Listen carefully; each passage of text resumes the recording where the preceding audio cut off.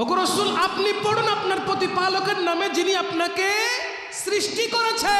এখন জিবরিল খালি বলে ইকরা ইকরা, আমার নবী বলতে লাগলেন শিক্ষক তো একজন, আমি তো তোমাকে শিক্ষক মানি না, কারণ তুমি তো আমার ছাত্র। কেননা আমার আল্লাহ আমাকে পাঠিয়েছেন বুইস্তু মুআল্লিমান, আলেম করে পাঠিয়েছে, শিক্ষক করে তোমাকে পাঠাই নাই। তুমি এসেছো দূত হয়ে, পুরো আয়াত পড়ো, তখন দেখবা আমি রাসূল পড়তে থাকবো। أعوذ بالله من الشيطان الرجيم بسم الله الرحمن الرحيم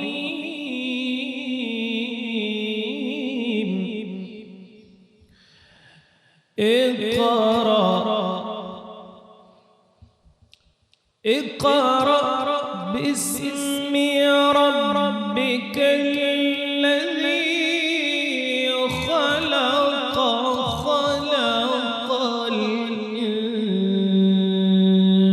الإنسان من علق اقرأ باسم ربك الذي خلق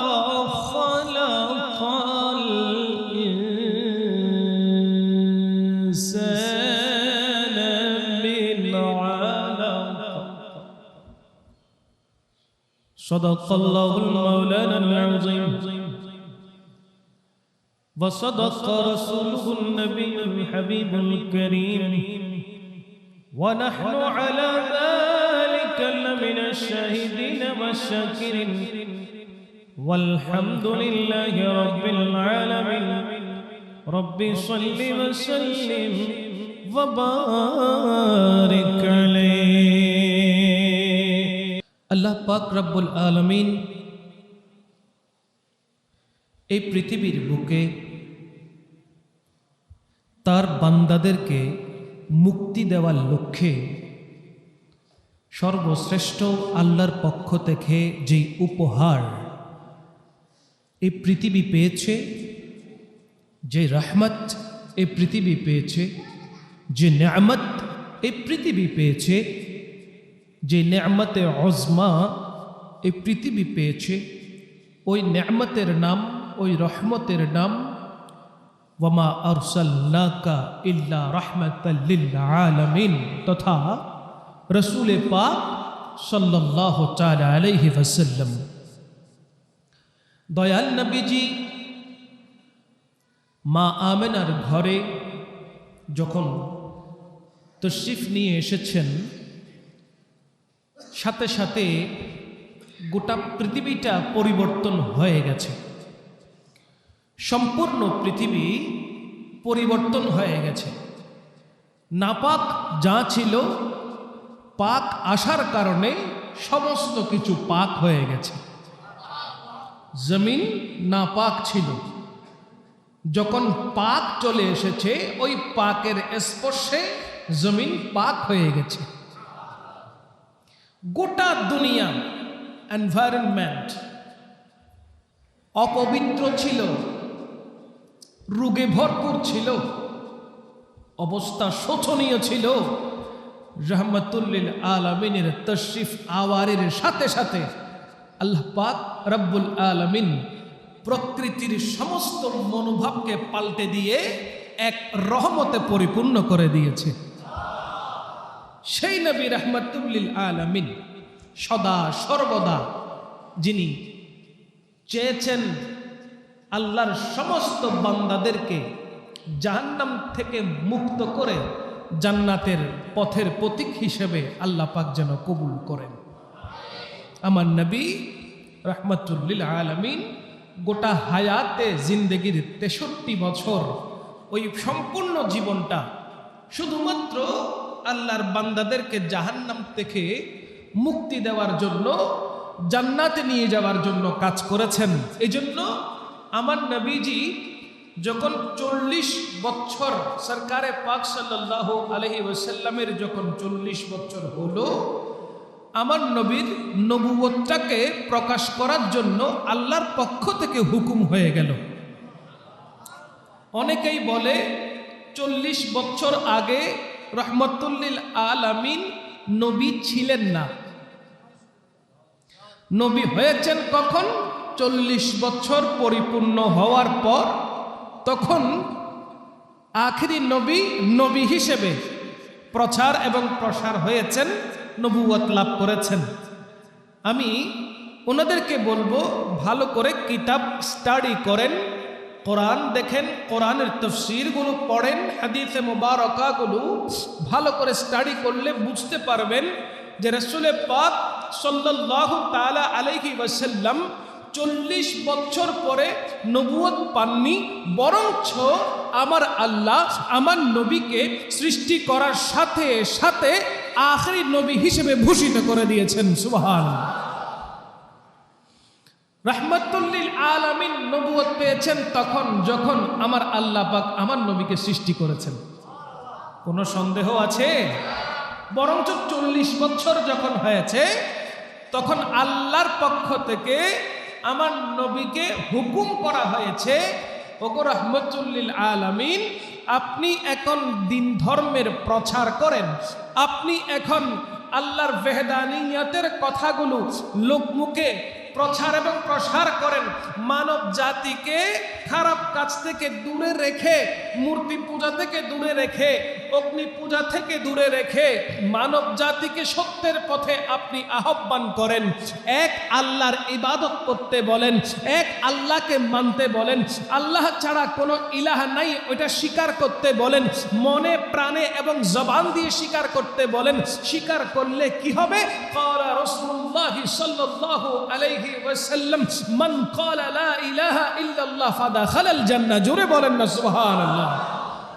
রাহমাতুল লিল আলামিন বলে দিলেন, যেই ব্যক্তি বড় ভক্তি নিয়ে, মোহাব্বত নিয়ে, বিশ্বাস নিয়ে একাগ্র চিত্তে কালিমাতু তাইয়্যিবা, কালমা শরীফ যে পালন করবে, পাঠ করবে, বিশ্বাস করবে, তার জন্য জান্নাত অবধারিত রয়েছে। বলেন না সুবহানাল্লাহ।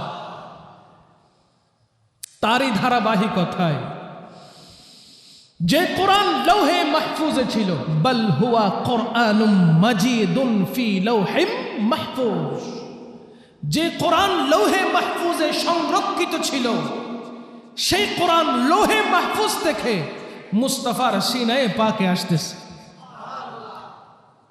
আমার নবী যখন দুনিয়াতে, কোরআনটাকে আল্লাহ পাক আর লৌহে মাহফুজে রাখেন নাই, অথচ কোরআন থাকার স্থান হলো কোথায়? লৌহে মাহফুজ। মুস্তাফা যখন দুনিয়াতে আসলেন, রাহমাতুল লিল আলামিন যখন এই ধরায় আসলেন, কোরআন আল্লাহকে বলে, ওগো পরওয়ারদিগারে আলম, যার জন্য আমি কোরআনকে আপনি সৃষ্টি করেছেন, যার উপরে আমি কোরআনটাকে অবতীর্ণ করবেন, নাজিল করবেন, সেই নবী পাক দো জাহানের কামলিওয়ালা বাদশাহ নবীকে তো আপনি ধরাই প্রেরণ করেছেন।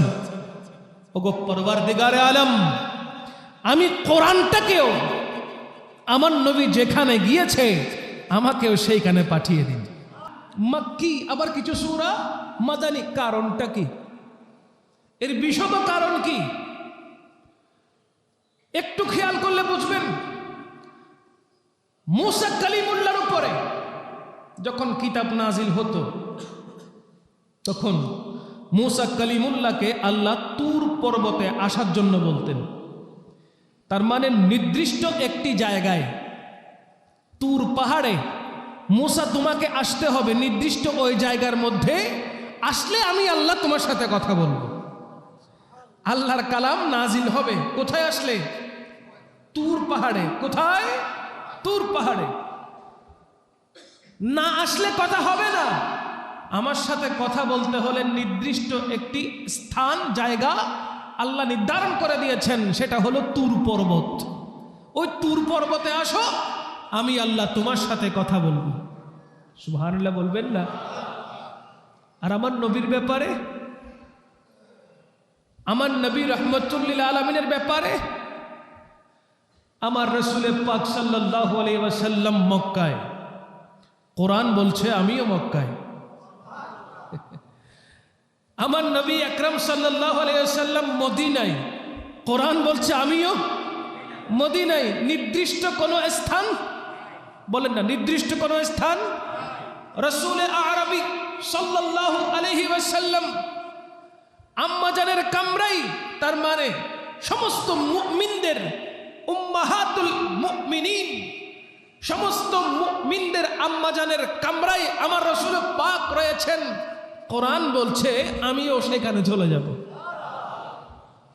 রাসূল পাক সাল্লাল্লাহু আলাইহি ওয়াসাল্লাম জাবালে তুরে, কোরআন বলছে আমিও জাবালে তুরে চলে যাব।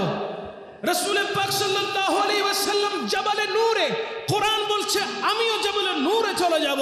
তার মানে কোরআন বলতে লাগলো আমার নবী যেদিকে আমি কোরআনও সেদিকে।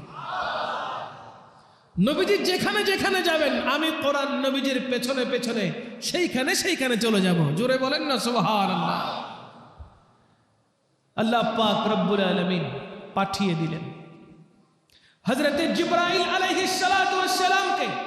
আল্লাহ সুবহানাহু ওয়া তাআলা পাঠিয়ে দিলেন, ওগো জিবরিল যাও মুস্তাফার কদমে যাও।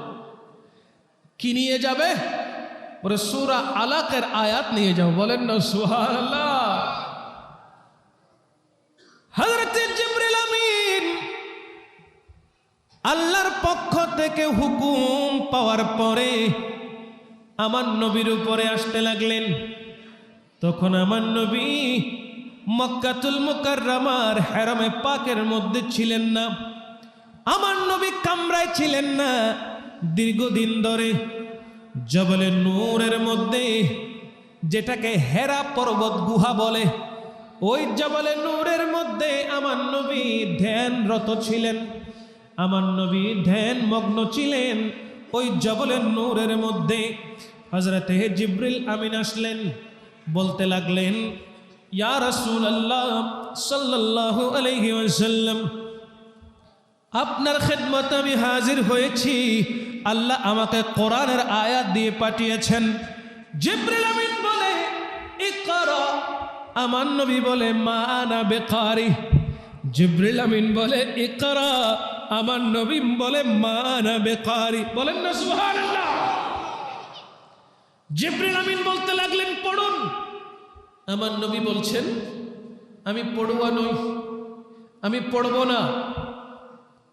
তিনবার বলার পরে আমার নবী বলতে লাগলেন আমি পড়ব। অনেকেই এটার অনুবাদ করে জিবরিল আমিন বলেছেন ইকরা, পড়ুন।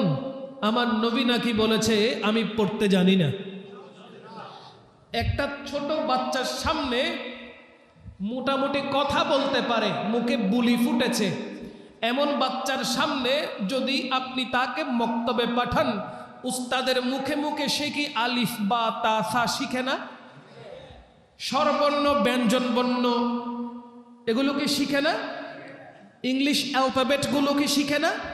তাহলে শিখছে কিভাবে? বলে শিক্ষক বলছে, ছাত্র কানে শুনছে, মুখে উচ্চারিত হচ্ছে, ঠিক না? আর সেইখানে আমার নবী রাহমাতুল লিল আলামিনের তখন দুনিয়াবি বয়স চলছিল 40 বছর। জিবরিল শুধুমাত্র একটি কথা বললেন ইকরা, পড়ুন। আমার নবীর না পড়ার কারণ কি?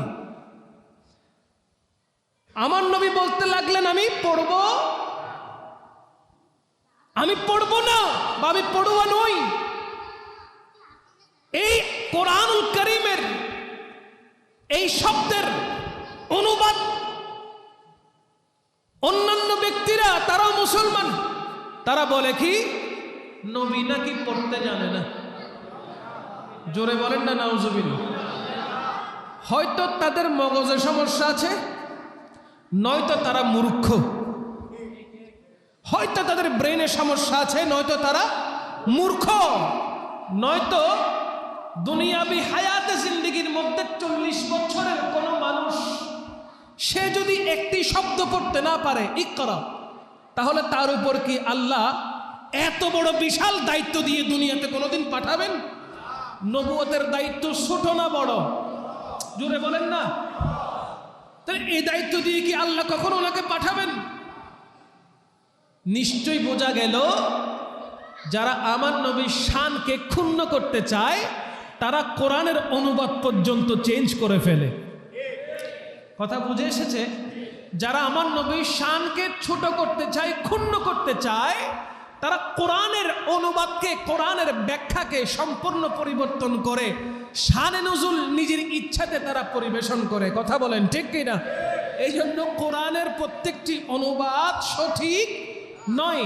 যে বাংলা অনুবাদগুলো বর্তমানে মার্কেটে রয়েছে, মনে করবেন না সবগুলো সঠিক অনুবাদ। না না, কোরআন তো আরবিতে। কোরআন কি? আরবিতে। এ কোরআনটাকে যারা বাংলা ট্রান্সলেট করছে, মনে করবেন না যে প্রত্যেক বাংলা ট্রান্সলেট সহি শুদ্ধভাবে হয়েছে। হ্যাঁ, এই মার্কেটের মধ্যে, বাজারের মধ্যে আলা হযরত আজিমুল বরকত পরওয়ানায়ে শাম'এ রিসালাত শাহ আহমদ রাজা খান ফাদলে বেরলভী আলাইহির রাহমা, যার গোটা জীবনটা নবী প্রেমে কুরবান হয়েছে, যিনি এই কোরআনের তাফসীর এবং অনুবাদ করেছেন। কনজুল ঈমান নামে একটি কিতাব, যেটা কোরআনের ব্যাখ্যা রয়েছে, ওই সহি কিতাবটা শুধুমাত্র আপনারা পাঠ করবেন এবং অনুবাদগুলো দেখবেন, যেটার থেকে নবীর খুশবু বের হবে। জোরে বলেন না সুবহান। মনে রাখবেন, সবগুলো কোরআনের অনুবাদ পড়া যাবে, পড়লে ঈমানের খতরা আছে। পড়লে ঈমানের খতরা আছে। জিবরিল আমিন বললেন ইকরা, আমার নবী বলতে লাগলেন আমি পড়ব। কেন পড়বেন না? 3 বার যখন বলা হয়ে গেল, আমার নবী রাহমাতুল লিল আলামিন জিবরিল আমিনকে জড়িয়ে ধরলেন, বুকের সাথে বুক লাগালেন। নবীর নূরের সাথে ফেরেশতার নূর যখন লেগে গেল, অটোমেটিক্যালি জিবরাইল আলাইহিস সালাম বুঝে গেল যে আল্লাহ পাক রব্বুল আলামিন তো আমাকে শুধু একটি শব্দ দিয়ে পাঠাই নাই। আমি আমার নবীকে শুধু এক শব্দ বলতে লাগলাম, ইকরা ইকরা ইকরা। আমার নবী বলতে লাগলেন মা আনা বিকারি। আমি ইকরা শব্দটা বারবার কেন বলছি? বরঞ্চ আমার বলা উচিত ইকরা বিইসমি রাব্বিকাল্লাযী খালাক। বলেন না সুবহানাল্লাহ। কারণ আমার নবীর শিক্ষক হলো শুধু একজন। কয়জন? জোরে বলেন কয়জন? তিনি কে? জোরে জোরে। আমার নবীর শিক্ষক একজন, তিনি হলেন আল্লাহ। সে আল্লাহ পাক রব্বুল আলামিন মুস্তাফার ব্যাপারে বলেছেন বুইস্তু মুআল্লিমান। ওগো রাসূল, আমি আল্লাহ হলাম শুধু আপনার শিক্ষক, আর আপনি হলেন গোটা কায়নাতের শিক্ষক। তো গোটা কায়নাতের ভিতরে জিবরিল আমিন পড়ছে না? কথা বলেন না কেন? গোটা কায়নাতের ভিতরে সমস্ত ফেরেশতা পড়ছে না? তো ফেরেশতা যদি পড়ে, তাহলে জিবরিল কি বাদ গেছে? আল্লাহ বলতে লাগলেন শিক্ষক আমি আপনার, আর আপনি গোটা কায়নাতের শিক্ষক। এখন জিবরিল আমিন বলতে লাগলেন ইকরা, পড়ুন। তো পড়ুন বলে কে? শিক্ষক। কথা বুঝে এসেছে? পড়ুন শব্দটি বলে কে? শিক্ষক। আল্লাহ বলতে লাগলেন ইকরা, পড়ুন, বিইসমি রাব্বিকা, আপনার প্রতিপালকের নামে পড়ুন। আল্লাযী খালাক, যিনি আপনাকে সৃষ্টি করেছে। ওগো রাসূল, আপনি পড়ুন আপনার প্রতিপালকের নামে, যিনি আপনাকে সৃষ্টি করেছে। এখন জিবরিল খালি বলে ইকরা ইকরা। আমার নবী বলতে লাগলেন শিক্ষক তো একজন, আমি তো তোমাকে শিক্ষক মানি না, কারণ তুমি তো আমার ছাত্র। কেননা আমার আল্লাহ আমাকে পাঠিয়েছেন বুইস্তু মুআল্লিমান, আলেম করে পাঠিয়েছে, শিক্ষক করে তোমাকে পাঠাই নাই। তুমি এসেছো দূত হয়ে। পুরো আয়াত পড়ো, তখন দেখবা আমি রাসূল পড়তে থাকবো। এই জন্য জিবরিল আমিন যখন পুরো আয়াত পড়েছেন, আমার নবী শুরু করে দিয়েছেন ইকরা বিইসমি রাব্বিকাল্লাযী খালাক। সুতরাং বুঝতে হবে যে কোরআন আল্লাহ নবীর উপরে নাজিল করেছেন। ওই কোরআনটা আজকে সহজ হয়েছে মুস্তাফার সিনায়ে পাকে আসার কারণে। কোরআন বলছে এই কোরআনটাকে যদি পাহাড়ে দেওয়া হতো, পাহাড় ধসে যেত। এই কোরআনটাকে যদি সমুদ্রে দেওয়া হতো, পানি শুকিয়ে যেত। এই কোরআনটাকে যদি কায়নাতের অন্য কোনো স্থানে নাজিল করা হতো, অবস্থা খারাপ হয়ে যেত। সুতরাং এই কোরআন, এই কোরআন যিনি হজম করেছেন, এই কোরআনটাকে যিনি চমৎকার করে রূপ দিয়েছেন, তিনি হলেন রাহমাতুল লিল আলামিন। আজকে হুফাজে কিরামগণ, হাফেজ সাহেবগণ যে কোরআনকে সিনায়ে পাকে ধারণ করছে 3 বছরে, 2 বছরে, 1 বছরে, কেউ 4 বছরে, কেউ 5 বছরে, এবং লাইফ টাইম যতদিন তার নিঃশ্বাস যাচ্ছে না, ওই রকম হুফাজে কেরামগণ কোরআনটাকে সিনায়ে পাকে যে হেফাজত করে রাখতে পারছেন, এটা কি এত সহজ বিষয়? না। আমার নবী রাহমাতুল লিল আলামিনের সিনায়ে পাক হয়ে হুফাজে কেরামের সিনায়ে পাকের মধ্যে কোরআন ট্রান্সফার হয়ে যায়। আমার নবী যদি কোরআনটাকে নিজের বুকে না আনতেন, তাহলে কোরআন কোনোদিন মুখস্থ করা সহজ হতো। আজ কোরআনটাকে মুখস্থ করার জন্য হুফাজে কেরামগণ রাতের পর রাত, দিনের পর দিন কোথায় ভালোভাবে ঘুমাচ্ছে, কোথায় খাওয়া দাওয়া, নাওয়া খাওয়া কিছুই নেই, খুব কম স্বল্প ইবাদত করেন, রিয়াজত করে এই কোরআনটাকে নিয়ে। কারো 2 বছর রিয়াজত শেষ হয়, কারো 3 বছর রিয়াজত শেষ হয়, কারো 4 বছর রিয়াজত শেষ হয়। এই কোরআনটাকে নিয়ে সারাক্ষণ লেগে থাকে, 24টা ঘন্টা লেগে থাকে। অন্য কোনো মায়া মমতা, অন্য কোনো ভালোবাসা তার বুকে স্থান পায় না। এজন্য শিশুকাল থেকে আমাদের মুসলমান পরিবারেরা তাদের সন্তানকে হেফজখানায় পাঠিয়ে দেয়। কেন? বলে শিশুকালে তার কোনো টেনশন থাকে না, পরিবার নিয়ে কোনো টেনশন থাকে না, সামাজিক নিয়ে কোনো টেনশন থাকে না। কোনো টেনশন যখন থাকে না, তার মাথায়, তার ব্রেনের মধ্যে কোরআনটা এসে বসে যায়। এজন্য হাফেজ সাহেবদেরকে শিশুকালে মাদ্রাসায় পাঠিয়ে দেওয়া হয় কোরআন শিক্ষার জন্য। কোরআনের চাইতে বড় শিক্ষা কি আর থাকতে পারে? বলেন না পারে? সব চাইতে উত্তম শিক্ষা হলো কোরআন। যে কোরআন শিক্ষা দিয়েছে, যে কোরআন শিক্ষা নিয়েছে এবং কোরআন শিক্ষা দিয়েছে, তার মতো উত্তম শিক্ষা আর কিছু হতে পারে? দেখেন, পাহাড়, পাথরের একটি পাহাড়, পাথরের, সেই পাথরের পাহাড়কে বলা হচ্ছে জাবালে নূর। সেই পাথরের পাহাড়কে বলা হচ্ছে জাবালে নূর। জবল মানে পাহাড়, নূর মানে নুরানি, মানে আলোকিত। নুরানি পাহাড়, আলোকিত পাহাড়, জবলে নূর। প্রশ্ন করেন, জবলে নূর বা আলোকিত পাহাড় কেন হলো? সমস্ত ইসলামিক স্কলাররা বলতে লাগলেন, পণ্ডিতরা বলতে লাগলেন, জবলে নূর হওয়ার কারণ একটাই, যেহেতু এখানে কোরআনের আয়াত নাজিল হয়েছে। যেহেতু এই পাহাড়ে কোরআনের আয়াত, কথা খুব খেয়াল করবেন, এই পাহাড়ে যেহেতু কোরআনের আয়াত নাজিল হয়েছে, সূরা আলাকের 5টি আয়াত যেহেতু এই পাহাড়ে নাজিল হয়েছে, নাজিল হওয়ার কারণে এই পাহাড়টি আলোকিত পাহাড় বা নুরানি পাহাড় হয়েছে। একটু খেয়াল করেন, পাহাড়ের ওপর যদি কোরআন শরীফের 5টি আয়াত নাজিল হওয়ার কারণে পাহাড় নুরানি হয়ে যায়, তাহলে গোটা কোরআন যার সিনে পাকের উপর নাজিল হয়েছে তিনি মাটি হয়ে গেল? বলেন না কেন? গোটা কোরআন যার সিনে পাকে নাজিল হয়েছে তিনি মাটি? এটা তো বুঝার বিষয়।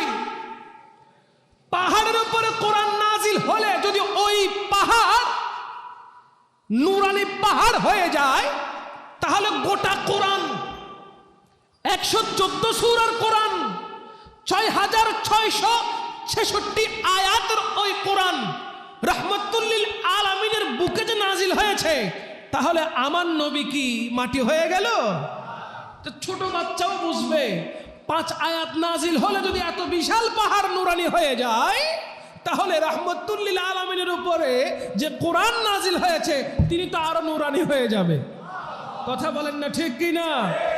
এটা হলো লজিক। কিন্তু কোরআন বলছে, হাদিস বলছে, কোরআনটাও নূর হয়েছে নবীর নূরের কারণে। কোরআনের নূরের কারণে নবী নূর হয় নাই, বরঞ্চ ওই কোরআন নূরানি হয়েছে মুস্তাফার নূরের কারণে। বলেন না সুবহানাল্লাহ। আমার নবী রাহমাতুল লিল আলামিনকে আল্লাহ সুবহানাহু ওয়া তাআলা নূর দ্বারা সৃষ্টি করেছেন। ওই নূর থেকে গোটা কায়নাতকে আমার আল্লাহ পাক রব্বুল আলামিন সৃষ্টি করেছেন। সুতরাং বোঝা গেল ওই নূর নিয়ে আমার মুস্তাফার নূর থেকে গোটা কায়নাতের সমস্ত সৃষ্টিগুলোকে আমার আল্লাহ সৃষ্টি করেছেন। চিৎকার দিয়ে বলেন না সুবহানাল্লাহ। আপনার একটি অংশ যদি অন্য জায়গায় থাকে, ধরেন আপনার সন্তান, মাতা পিতার একটি অংশ হলো সন্তান, ঠিক না? ওই সন্তানটা যেখানে থাকুক না কেন, যে কান্ট্রিতে থাকুক না কেন, একটা পিছু টান তার থাকবে। সন্তান বললে আমার মা বাবা আছে, মা বাবা বলবে আমার সন্তান আছে, একটা পিছু টান, মুহব্বতের একটা টান থাকবে। আমার নবীর নূর থেকে যখন কায়নাত সৃষ্টি হয়েছে, তাহলে গোটা কায়নাত নবীর প্রতি একটা টান থাকবে না? বলেন না, বলেন না, একটা টান থাকবে না?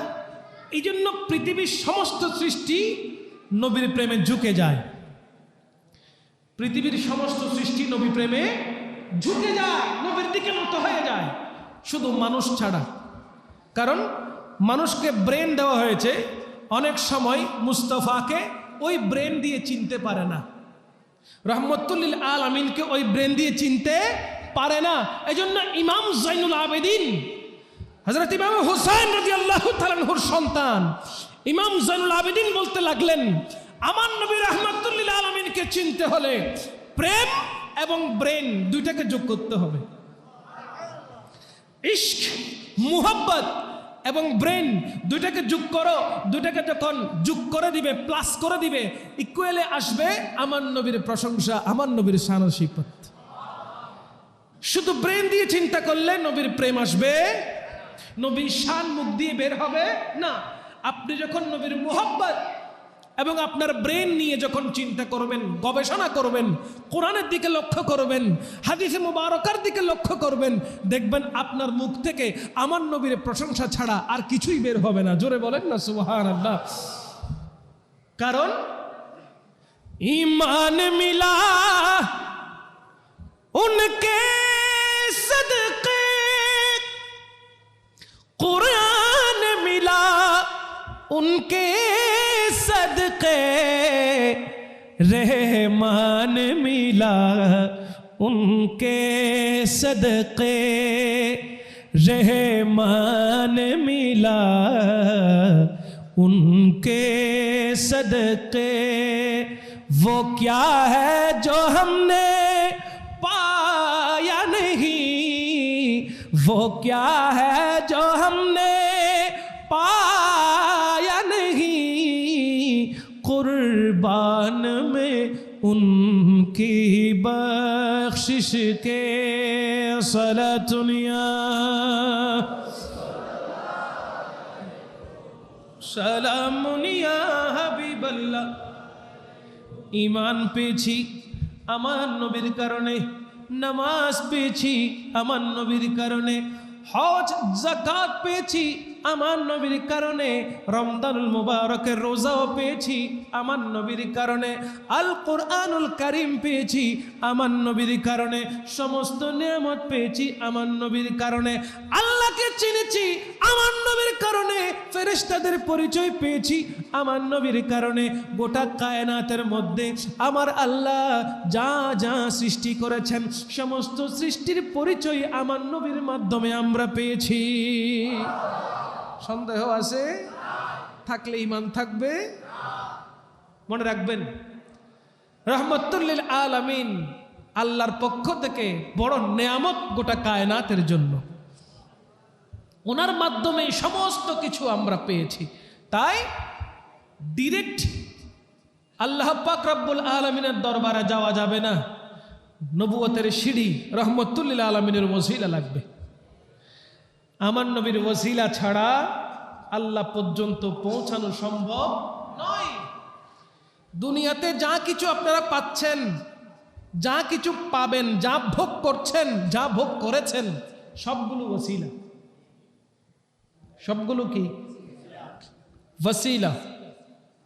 আপনার শরীর ঢাকতেছে কাপড়ের ওসিলা, কথা বলেন না কেন? আপনার দেহ, শরীয়ত আপনার শরীয়ত যে দেহ দেখাতে পারবেন না, উন্মুক্ত হবে না, ওই দেহটাকে ঢেকে রেখেছে কাপড়। তাহলে কাপড় হলো ওসিলা। কাপড় কি? শরীর ঢাকার ওসিলা, শরীর ঢাকার ওসিলা। আপনি অপবিত্র হয়েছেন, অপবিত্র থেকে পবিত্র হচ্ছেন পানির ওসিলা। এ কথা বলে না? অপবিত্র থেকে পবিত্র হয়েছেন কিসের ওসিলা? পানির ওসিলা। আপনি কোনো খাবার গ্রহণ করবেন, খাবারটা লবণ হলো কি হলো না, টেস্ট হলো কি হলো না, ওইটা নির্ধারণ করে দিচ্ছে আপনার জিহ্বার আগা, ঠিক না? যাদের জিহ্বার আগা নাই তারা খাবারের টেস্ট বুঝে না। তাহলে জিহ্বাটা হলো খাবারের টেস্টের ওসিলা। আপনি নাকে ঘ্রাণ নিচ্ছেন, সুগন্ধ নাকি দুর্গন্ধ, যদি নাক জাম থাকে আপনি কিছুই ফরক করতে পারেন না, ঠিক কিনা? তাহলে এই নাকটা হলো সুঘ্রাণ নাকি দুর্গন্ধ, এটা নেওয়ার জন্য ওসিলা, ঠিক কিনা বলেন? এইভাবে যদি চিন্তা করেন, গোটা দেহের মধ্যে প্রত্যেকটা অঙ্গ প্রত্যঙ্গ ওসিলা ছাড়া আর কিছুই না। দুনিয়া থেকে পরপারে আপনাকে যেতে হচ্ছে, মত এটাও একটা ওসিলা।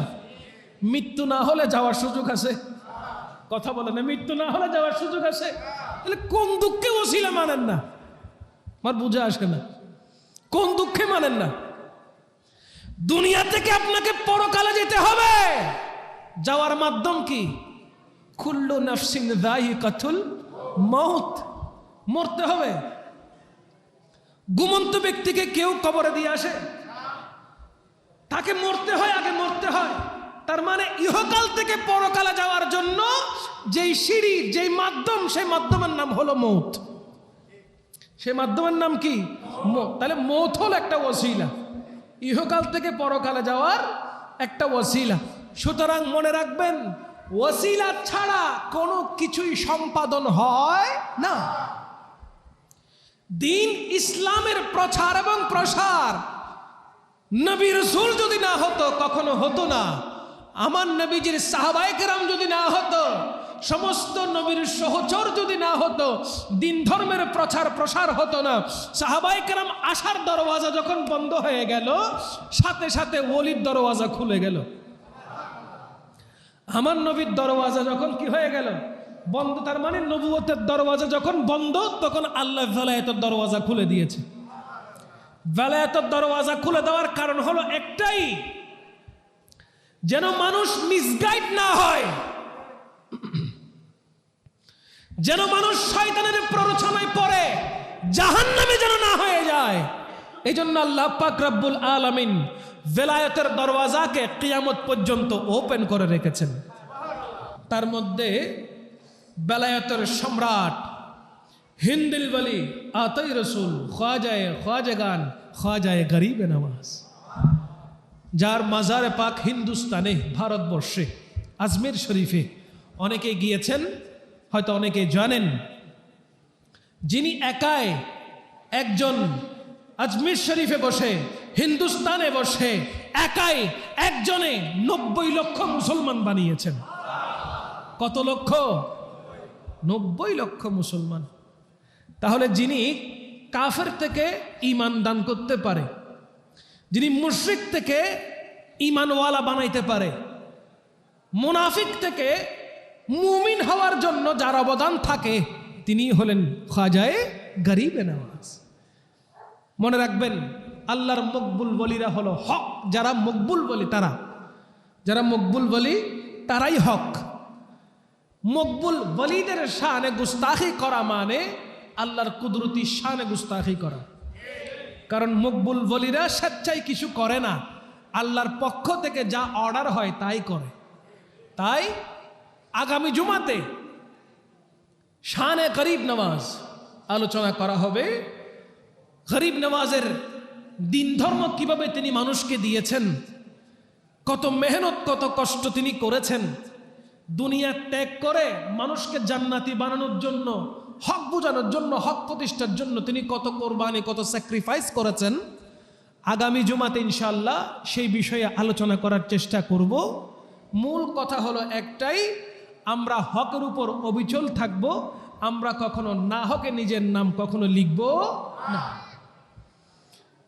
একমাত্র দল, যেই দল নবীর দল, যেই দল সাহাবায়ে কেরামের দল, যেই দল আল্লাহর মকবুল ওলিদের দল, ওই দলের নাম আহলুস সুন্নাত ওয়াল জামাত। কারণ একটাই, আমরা আমার নবীকে মোহাব্বত করি, সাহাবায়ে কেরাম আমার নবীকে যেভাবে মোহাব্বত করেছেন, আহলুস সুন্নাত ওয়াল জামাত তথা খাঁটি সুন্নিরা আমার নবীকে মোহাব্বত করে সাহাবায়ে কেরামের আমল নিচ্ছে। জোরে বলেন না সুবহানাল্লাহ। এটা কোনো নতুন দল নয়, এটা বহু পুরাতন দল, যেটা 1450 বছর আগে আমার নবী বানিয়ে দিয়ে গেছেন। জাস্ট আপনাদেরকে বোঝানোর জন্য নামকরণ করা হয়েছে আহলুস সুন্নাত ওয়াল জামাত। আল্লাহ পাক রব্বুল ইজ্জত আমাদের প্রত্যেককে নবী প্রেমে সারাক্ষণ উজ্জীবিত থাকার তৌফিক দান করুন। যার কলবের ভিতরে নবী প্রেম থাকে, তার কলবের মধ্যে খোদাভীতি থাকে। যার কলবে নবী প্রেম থাকে না, তার কলবে আল্লাহ বসতি করে। আল্লাহ সুবহানাহু ওয়া তাআলা আমাদের প্রত্যেককে নবী প্রেমিক হিসেবে কবুল করুক, আমিন।